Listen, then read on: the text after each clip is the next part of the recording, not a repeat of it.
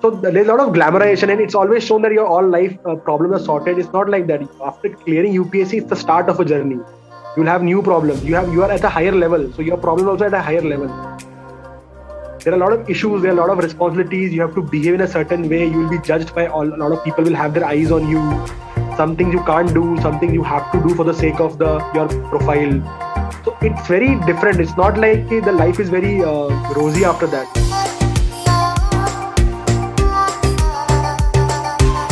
Welcome back to expert tribe. मैं हूँ दीपशिखा और आज मैं आपके लिए लेके आई हूँ एक और पॉडकास्ट। यूपीएससी का इंटरव्यू बहुत सारे लोग देते हैं, बहुत सारे लोग एस्पिरेंट्स हैं जो इसको क्लियर करके ऑफिसर बनना चाहते हैं। आज हम बात कर रहे हैं अग्रिम सैनी के साथ, जिससे बात करके आप लोग को पता चलेगा कि हाँ, नॉलेज, ट्रेनिंग, लंबे लंबे आवर्स की पढ़ाई ज़रूरी है, बट सबसे ज़्यादा ज़रूरी है attitude. So immerse yourself in this podcast. We always talk about IAS and UPSC and IFS. I mean, especially coming from someone who is not very acquainted with the field and the world, right? This all feels like there is, especially from movies and TVs, we have seen this guy who will be sitting on a table and who will be scolding all the other guys, right? That's our perception of officers, right? And the other kind of officers that we have seen in real life, either they are scolding to others, that's one, or other they are not in their office, or there is a very weird notion that films have made, not only for this, for everything else in life. The notion that films have made for us, right, is weird. So tell me a very real example of what exactly does an IFS officer do, right, in a more layman term. So I would like to split this into two things. If you see in India, 21% of land in India is legally called forest land. Okay. Whether there are trees or not doesn't matter. It's legally forest land. So anything that happens on this land concerns an IFS officer. Now, what can happen on this land? If there is a forest, you need to protect that from illicit, from people who want to cut the forest, illicit poachers, fellers, people who want to encroach the forest land, especially the land that is near cities because they have very high market value. That is one aspect. Now, there are certain areas where there are no forests. So there you have the job to grow forest. Basically, you have to manage this land, the forest department. So that is one aspect. Second is of the wildlife. Now, wildlife, wherever wildlife is, even if there's a tiger in a city, it concerns an IFS officer. Any wildlife. So wildlife management is a very tricky thing that completely comes under the job of an IFS officer. Apart from the environment, pollution control board, zoos, zoo authority. Then you have at the national level a lot of authority, National Tiger Conservation Authority, Project Elephant. Then the upcoming things are mangroves, wetlands. These things all majorly fall under the domain of what an IFS officer does. Management of natural resources in the shortest way possible. And now there is also international perspective to it. India has made a lot of promises in UNFCCC, CBD. So even IFS officer also represent India on these platforms concerning environment, wildlife, forest. So that is like the more or less the job of an IFS officer. Okay, so apart from, I'm sorry to interrupt, but apart from that, even tribal development, because there are a lot of people that stay in the forest, their development, tourism, even these things are routed sometimes through forest officers. Okay, so a particular department in which IFS comes, or it's Department of Tourism, what exactly is the department that IFS comes? Majorly, every state government has a forest department. Okay. That is what IFS officer is the main department. Apart from that, you can see IFS officers in environment department, in tourism department, tribal department. Mm-hmm. When you come to central government, you can see IFS officer in all the ministries. Mm-hmm. So that is how it is. But majorly, you will find them in forest department. The post of DFO, the way you have a DM, district magistrate. So similarly, you have a district forest officer who will manage all the forest of that particular district.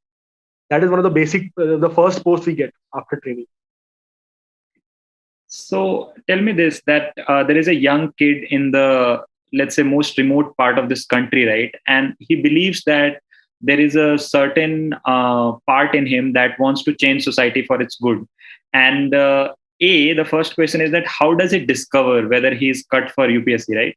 And once he discovers, and I'm talking about not someone who is, let's say, ready for the preparation, right? But he's still a 14, 15-year-old young kid, right? What does he do in order to shape himself to become someone who has the right attitude for the role? I would say the first thing is like to develop curiosity.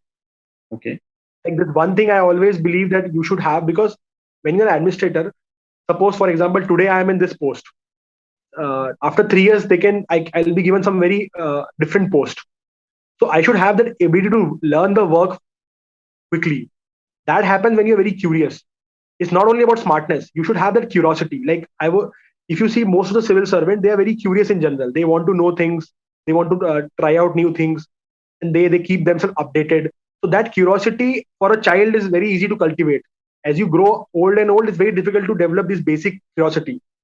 So I would say if you're curious, if you have this curiosity to know what is happening around your world, like you should be interested in knowing what's happening, why this is like this, why this thing happened there. That ability to ask questions and be curious in general about everything, that is one of the very sure sign that you are like you should try for it.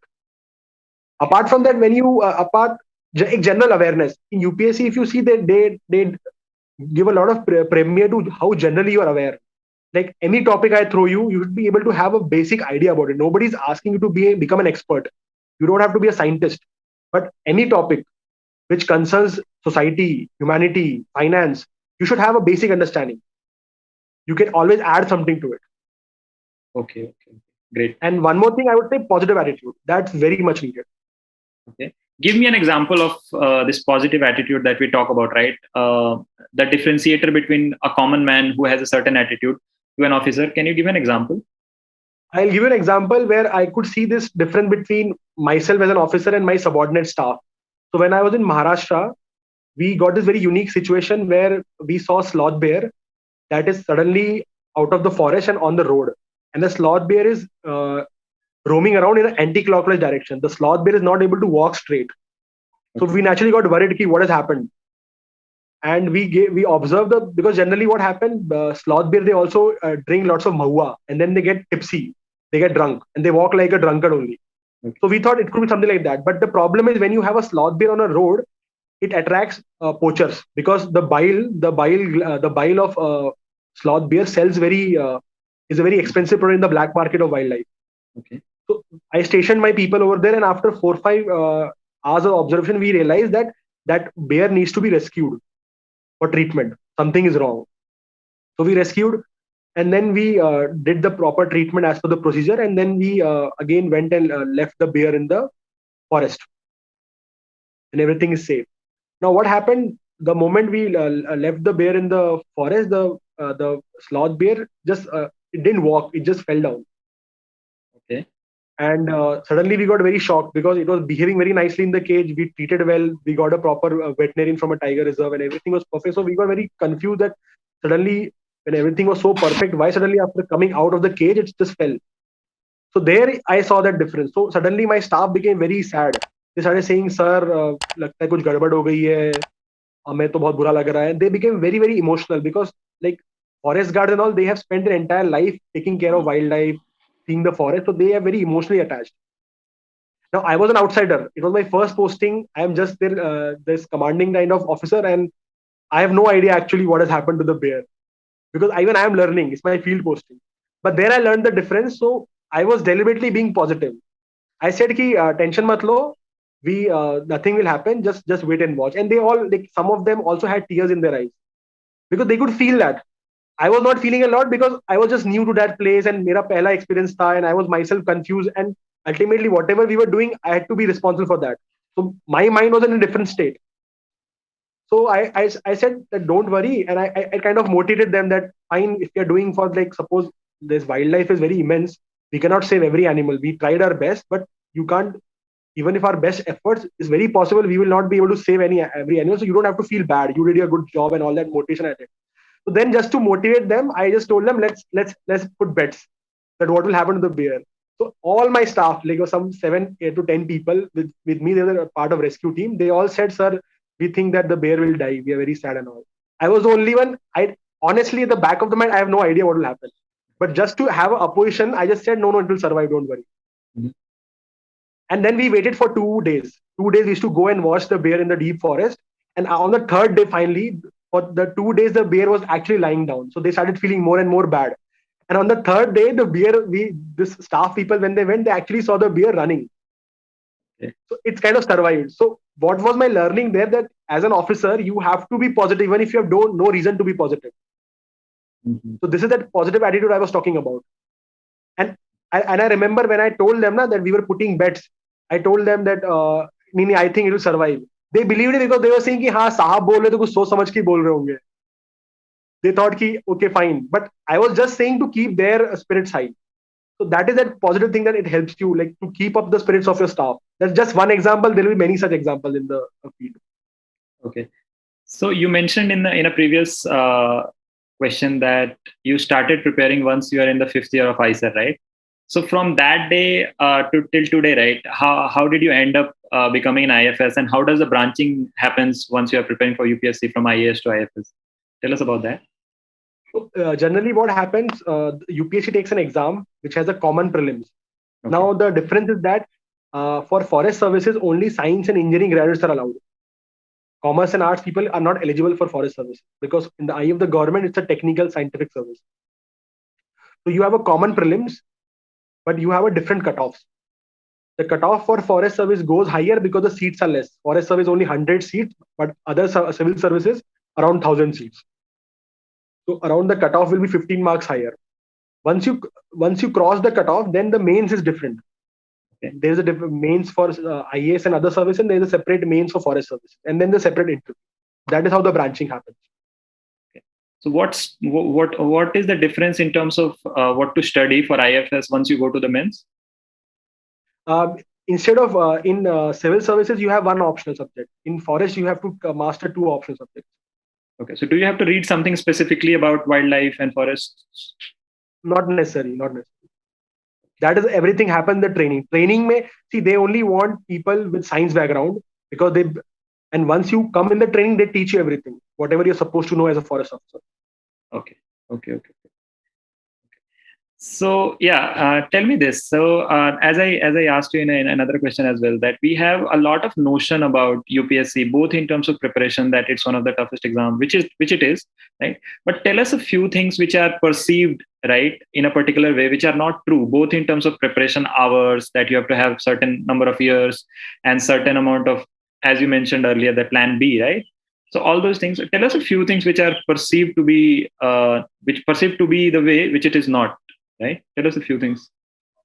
Coming to preparation, there are a lot of myths around it. Like it is assumed that you have to study for 12 to 14 hours. You have to leave your job. You have to study in the morning. I don't think all of that is true. The beauty of this exam is that if there are 1000 seats, there are 1000 strategies as well. Okay. Whatever strategy you pick, you'll always find somebody who has done with that strategy. And whatever you think this is not possible, you will see somebody who has done with the exact same thing. So those are a lot of myths. Like I studied for 7 to 8 hours. You will find people who will make notes and will pass the exam. Some people, they never make notes. Some people will read newspaper. Some people won't read newspaper. But whatever you're doing, you have to do it with full confidence and full faith. And you have to understand the exam. That is one big myth going around. Secondly, there's a lot of glamorization. Like the post UPSC life is shown in a very glamour way, and only very selective things are shown, and they are very taken out of proportion. Like when you talk about post civil service life, they mostly focus on the life of a DM, district collector. Okay, district magistrate. But on average, an IAS officer is DM only for 4 to 5 years. Okay. In the career of 30 years. Mm-hmm.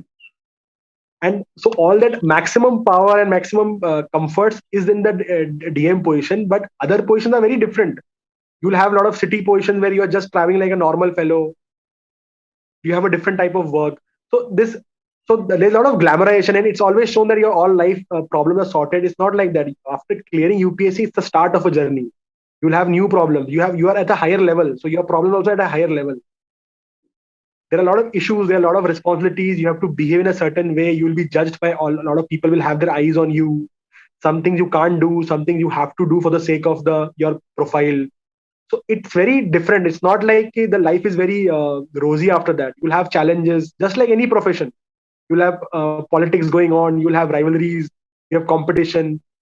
So the perception there, because the point is, it suits media and the coaching industry themselves to show it a certain way. Nothing personal for them, but it's just how gives them the maximum benefit of whatever they're trying to do. Okay. But it's a lot more than that. So that is the very biggest myth about what is the life of an officer after this. It's only the positive parts are shown, but it's had a lot of pressure also, a lot of issues on personal front, professional front. So just like any profession, ultimately, once you clear it. And this question, the biggest question, coaching versus no coaching, right? What is your take on that? Again, it depends. For example, there are certain people who are capable enough to find everything on their own. So for them, self-study is perfectly fine. If you feel you need someone to tell you things, then you should go for coaching, because coaching also helps. But one thing is common in both the approaches. Ultimately, is the self-study. Never ever think that just because you're doing 4 or 5 hours of coaching, you don't have to do self-study. Ultimately, at the end of the day, you have to do self-study, whether you take coaching or not. Many people make this mistake that once they join coaching, they think this will take care of everything. That will never happen. Ultimately, the exam is about self-study. You can do full self-study or you can do self-study with coaching, but you have to do self-study. Again, both strategies work. You have to know what you are. Some people, they don't want classroom. They only want coaching for answer writing. Like I was such a person. I never wanted classroom teaching, but I always went to coaching to get my answer copy checked, to give interview, mock interviews. So you have to see where you fall. But if you feel that you need, then you should definitely go. There should be no inhibition for it. Okay. तो ये था एक IFS officer की journey का part 2. Tune in रहे expert tribe के लिए, and please do like, share and subscribe to our channel.